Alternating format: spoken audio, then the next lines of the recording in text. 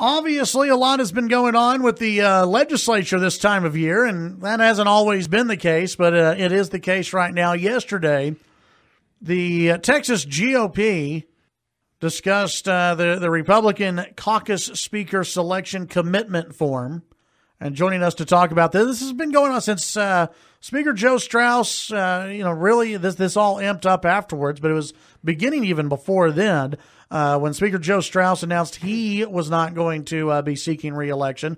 A lot of people have been wondering who the next speaker will be, and there might be a way of Republicans coming together and choosing who the next speaker will be. And joining us to talk about this whole process that's been going on, State Representative, of course, for HD 83, Dustin Burrows. Welcome back. Chad, appreciate you having me on. Yeah, absolutely. Tell us, I guess, let's start at the very beginning of this committee that started getting together and meeting and talking about the selection of a House Speaker. Sure. So this probably goes all the way back to August when 12 members of the Republican caucus wrote a letter and said we'd like to have a meeting to discuss, having a rules and a procedure for selecting a speaker. We had an hour-long conversation, very good conversation, agreed to have further discussions at a caucus retreat back in September. We had some good positive discussions there, really centered around party unity and the idea of Republicans coming together and, burying some old hatchets, not in each other's backs, but in the ground, because, we had a very raucous, last session, and it was clear that the Democrats and their base expected them to, do some really pretty outrageous political things during the session. And so can Republicans, be united, make sure that we keep Texas red, that we knew that the DNC was getting involved here and had their eyes on 2020 and trying to deal with redistricting and put more Democrats in power. And so at that caucus meeting, I actually made the motion to form a work group to study the legality of our caucus coming together, selecting a speaker. And, of course, anytime in board, if you make a motion, you end up on the committee. So I got to be one of 5 members on the committee. We met, deliberated for a month, and came back with a set of recommendations and a set of bylaw changes, and we're going to vote on those in December. And if 64 members of the Republican caucus think this is a good way to get some more party unity together, we're going to start using the caucus as trying to galvanize us for the 86th session. When this came together, was this aimed at any one person? Was this aimed at then Straus, or was just this aimed at unity within the Republican Party, which, let's be honest, there hasn't been a lot of unity even within the Republican Party in Texas. Look, this is one of those things. I never thought this was about any one person or, any one speakership. In fact, what I told some of my friends was, we knew it even before, Speaker Straus announced he wasn't coming back. We knew that there was going to be a next speaker. And at some point in time, there was going to be an opening. And we knew this was eventual, and after having been there for a decade, it was probably closer than not. And so the question was, when that came about, what did we want to see? Well, some of the things I thought were very important, and this is why I'm personally for it, is I want to make sure that the next Speaker of the House has the support of the majority of their caucus. Period, the end. I think they should want that. They should compete for it, and quite frankly, they're going to need it, given what we saw over the last session, what we saw happen in Virginia, just a couple of nights ago. We're going to need, a speaker who has that type of support. And also, one of the things that, for me as a conservative from West Texas that I'm concerned about is this, what if, there's 60 Democrats next session? And all they need is 16 Republicans to go make a deal with, to become one of them become the next speaker. Well, we might wake up and that coalition has cut a lot of deals that we don't know about. It might be, trying to reverse course on sanctuary cities, or, creating a state income tax, or raising the minimum wage, which would be devastating really for our economy out here. I feel that as a West Texan, I need to vet whoever the next speaker is and ask these questions and not be expected to just, be okay with secret deals I don't know about. And so I don't want to see that happening. So where are we in this process right now? So on December 1st, our caucus is having a meeting in Austin, and if 64 Republicans are comfortable with changing the bylaws that we have a vote, a year from now the caucus will meet, have a vote, and if a person can get the majority support of the caucus, they potentially will be the nominee of the Republican caucus, and hopefully that translates to the next Speaker of the House. What are we hearing from the state party? State Party is very interested in this. They know there's a lot at stake, and it's more at stake just than the Texas House. Mm-hmm. It's also a national play. I mean, like I said, the House Democratic, coalition would love to see Texas go blue. They'd love to, we're about to be in redistricting. They'd love to see the maps drawn that favors Democrats versus Republicans. And so they're doing everything they can to thwart the plans of having a very, strongly supported Republican speaker who's going to make sure that those maps don't get drawn pro-Democrat. So when you have this meeting on December 1st, will it be known to everybody who is in favor of this plan? Or those who are against this plan? How is that going to work?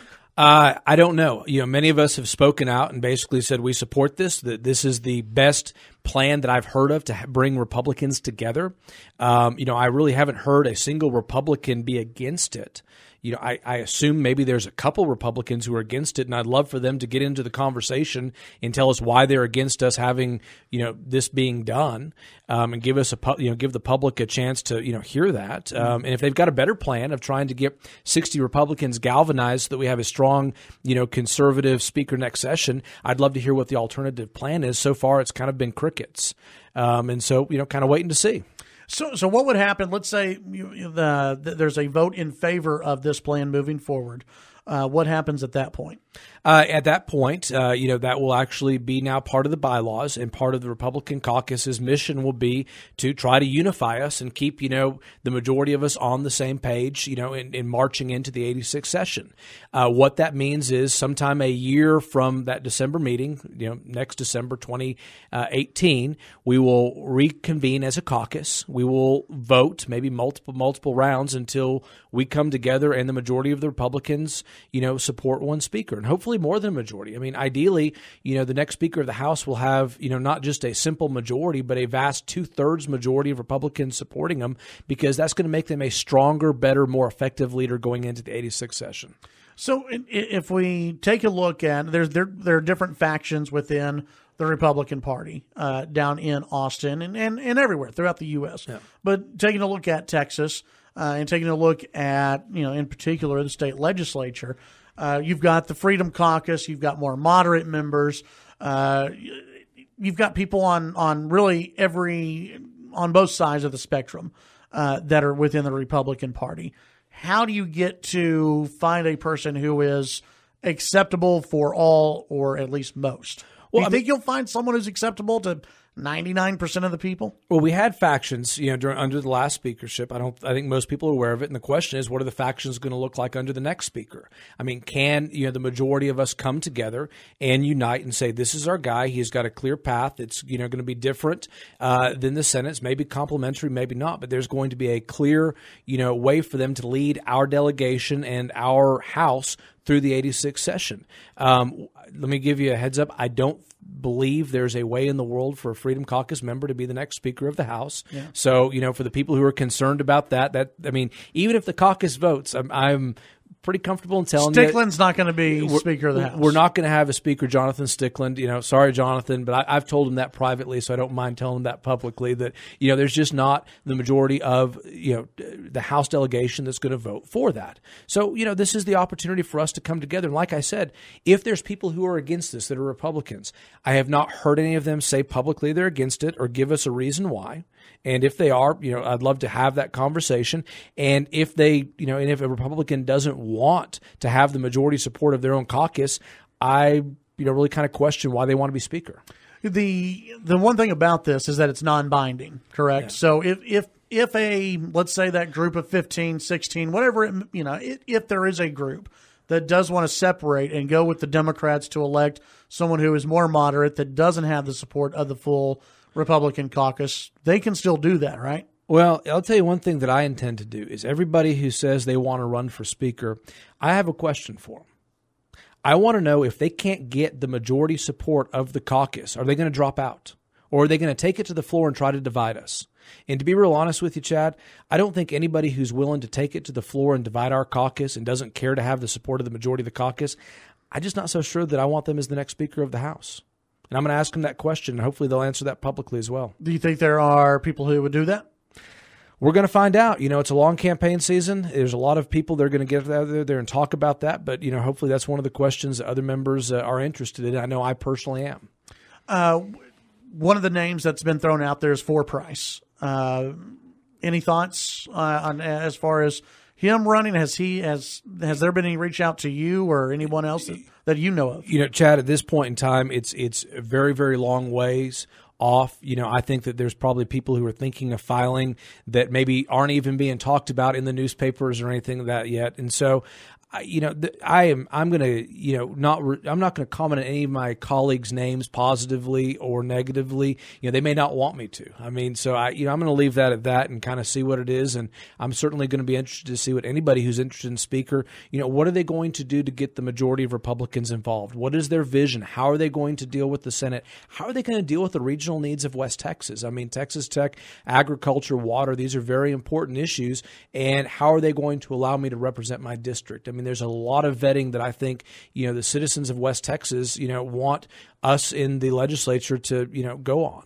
And of course, it's campaign season. Are people reaching out to you when you go around and you talk to different folks? Are they talking to you about the next speaker? Are they talking to you about this, or is this something that most voters really we care about because we're in political talk radio and we're paying attention to this? Is the average voter, do they care right now? No.